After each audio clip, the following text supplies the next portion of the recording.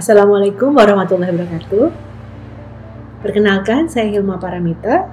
Pada saat ini, saya akan mencoba untuk melakukan wawancara untuk kasus non-psikotik. Wawancara psikiatri adalah wawancara terstruktur yang tujuannya adalah untuk mendapatkan informasi atau menggali gejala, menjalin hubungan terapeutik, menegakkan diagnosis, dan melakukan terapi. Assalamualaikum. Waalaikumsalam. Apa yang bisa dibantu? Siapa yang mau konsultasi? Ini dok rumah saya Oke. hantar aja. Ya, saya Dr. Hilma ya.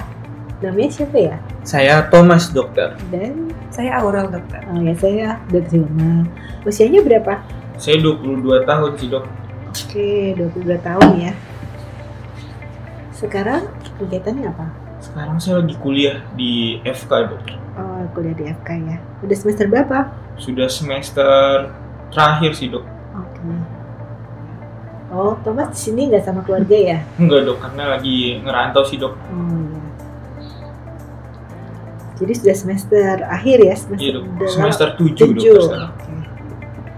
Ada yang bisa dibantu? Ini sih, dok. Saya tuh ngerasa cemas banget, dok, akhir-akhir ini. Baik, nanti Mas Thomas boleh cerita apa saja yang mengganggu, yang dirasa menjadi hambatan atau menjadi halangan. Seenaknya aja ceritanya, nggak usah ada yang ditutup-tutupi, tidak usah ragu-ragu. Mudah-mudahan dengan penjelasan yang lengkap, saya bisa ikut membantu apa yang menjadi masalah Mas Thomas ya. Iya, dok. Mungkin Mas Thomas bisa cerita apa yang menjadi keluhannya. Ini, dok, saya tuh ngerasa cemas. Sudah 6 bulan yang lalu, saya ngerasa cemas itu, dok. Terus makin parahnya tuh 3 bulan ini, 3 bulan belakangan ini tuh saya ngerasa cemasnya tuh makin intens banget. Seperti itu, dok. Terus sampai teman-teman saya tuh seperti dia itu tuh ngerasa risih, dokter, dengan saya. Karena saya tuh katanya sering banget nyuruh mereka untuk bersihin tangan, mandi sebelum ketemu saya.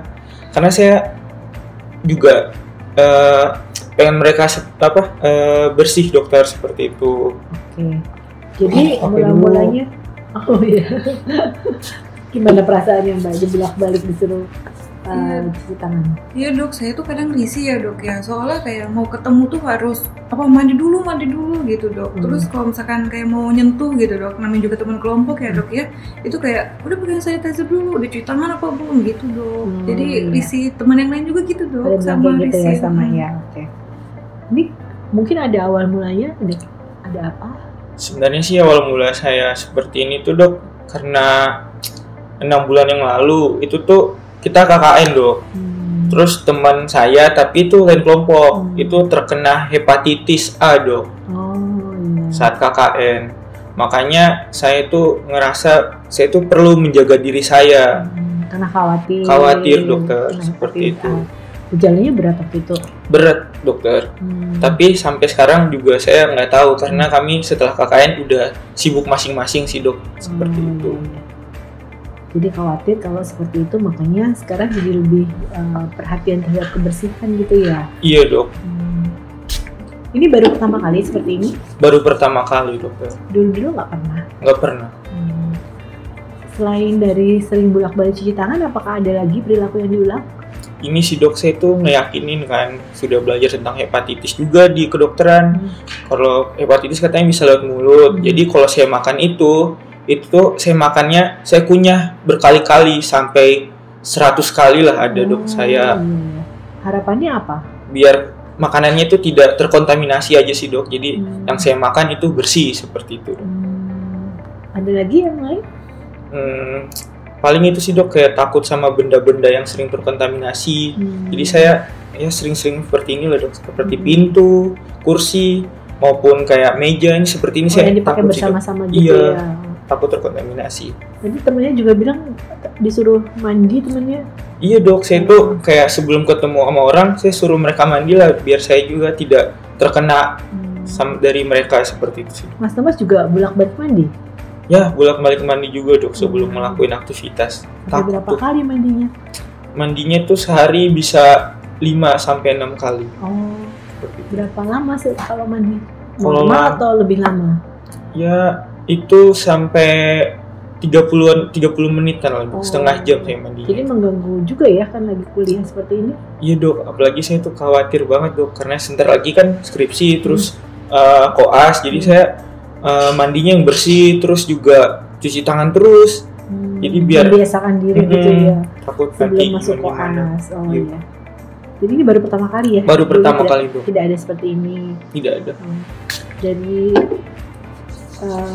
yang lain-lain jadi terganggu nggak, misalnya konsentrasinya atau tugas-tugasnya jadi terbengkalai nggak? Kalau tugas-tugas sih aman sih dok, tapi mungkin kayak teman-teman saya aja sih dok, kayak risih sama dari saya jadi. Sosialnya aja ya. Iya, kalau dari segi belajar, konsentrasi dan lain-lain tidak ada. Tidak ada dok. Tidur Alhamdulillah baik sih dok, tapi gejalanya tuh dimulai dari pagi sih biasanya dok kayak gitu. Iya. Jadi untuk istirahat masih cukup ya. Alhamdulillah masih pelajaran bagus nggak terganggu, cuma sosialnya karena teman-teman kesel. Iya. Seperti itu dok. Terus dulunya sebelum ini pernah nggak ada penyakit fisik lain? Alhamdulillah tidak ada sih dok, karena ya. Kalau masalah kejiwaan yang lain, misalnya cemas, gangguan tidur yang lain ada? Nggak ada dok. Saya sehat-sehat aja sih. Baru ini aja ya. Pernah menggunakan minuman keras, narkotika? Nggak pernah dok. Saya anak FK. Iya, sudah nggak pernah ya. Iya. Mbak Aurel tadi kan Mas Thomas bilang katanya belakangan ini jadi suka nyuruh-nyuruh ini ya. Pakai sanitizer dok, sering banget nyuruhnya dok. Kadang jadi ganggu ya dok ya. Maksudnya kayak kita kayak lagi konsultasi ke dokter aja gini, terus dia nyuruh-nyuruh terus. Gitu, kalau nggak dikerjakan bagaimana? Dia suka kayak ngedumel gitu dok.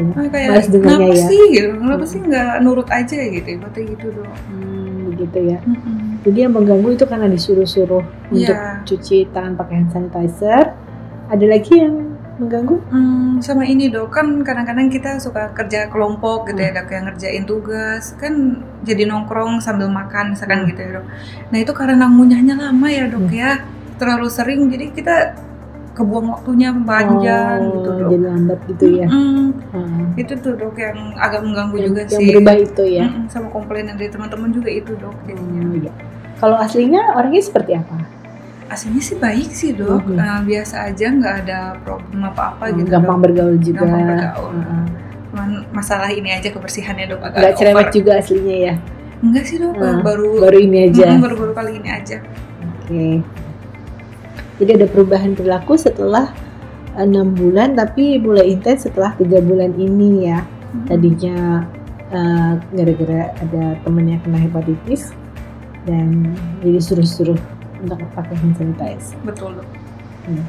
Jadi tadi katanya Mas Thomas ada perubahan perilaku dalam terutama intens 3 bulan ini ya. Kalau perasaannya sendiri bagaimana? Sebenarnya kadang ini sih dok, sedih sama keadaan saya seperti ini. Jadi harus beli hand sanitizer juga. Terus sedihnya karena ini berulang-ulang terus. Sama saya juga ngerasa takut sih dok sama teman-teman saya, takut mereka ngejauhin saya karena sikap saya ini, tapi kan demi kebaikan sih dok sebenarnya saya kayak gini. Seperti itu. Jadi perasaannya nggak nyaman ya? Nggak nyaman juga sih dok sebenarnya. Makanya berobat gitu ya? Iya. Jadi ini bisa sembuh nggak dok gerakan berulang-ulang saya ini dok? Di tangan, mandi juga sering banget diulang-ulang sama ngunyah, bisa nggak sih dok? Sama kepikiran itu ya, takut sakit itu tadi ya? Iya dok, sama saya takut seperti itu. Jadi apa yang dialami Mas Thomas ini ya bisa dikatakan sebagai gejala OCD ya, Obsessive Compulsive Disorder. Jadi ada pikiran berulang, kekhawatiran atas suatu penyakit ya, yang disebabkan karena adanya mungkin kuman ya atau bakteri yang ada di sekitar kita dan harus dihilangkan lewat pakai hand sanitizer, mandi atau bersih-bersih yang lain ya. Oke. Jadi itu dari obsesifnya.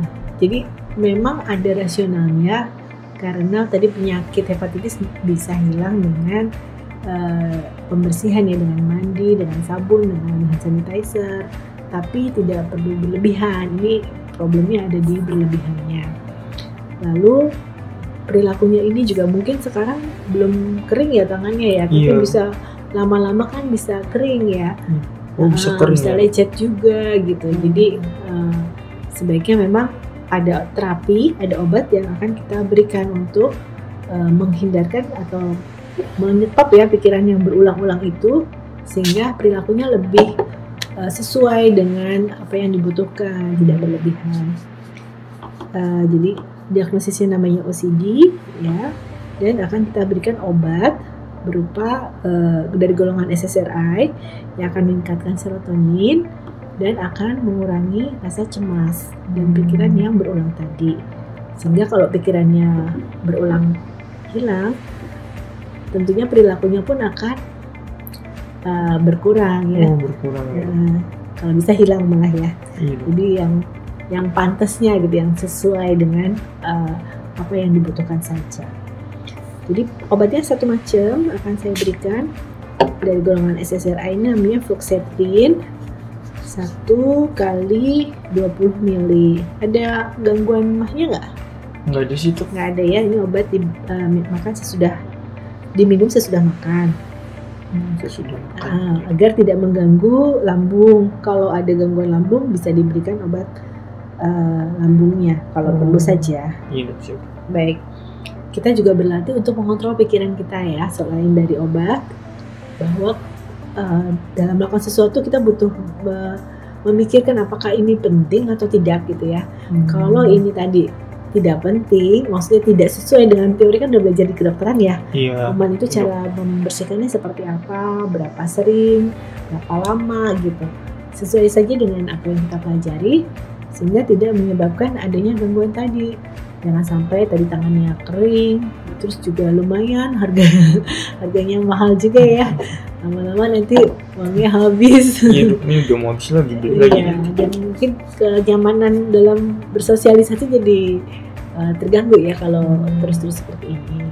Iya, Dok. Insya Allah sih bisa sembuh ya. Alhamdulillah.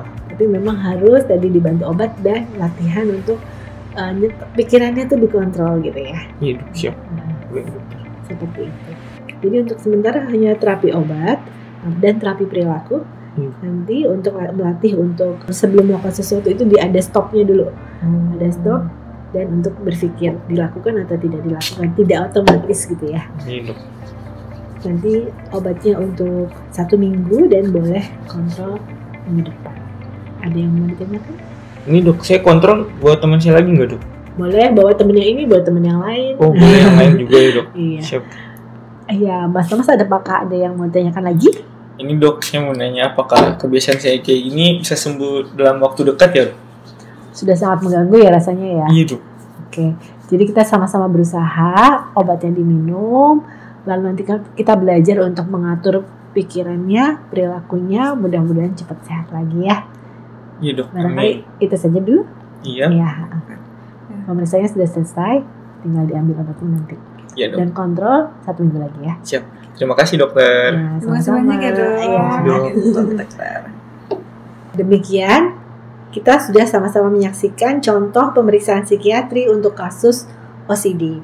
Sekian dari saya dan semangat belajar. Wassalamualaikum warahmatullahi wabarakatuh.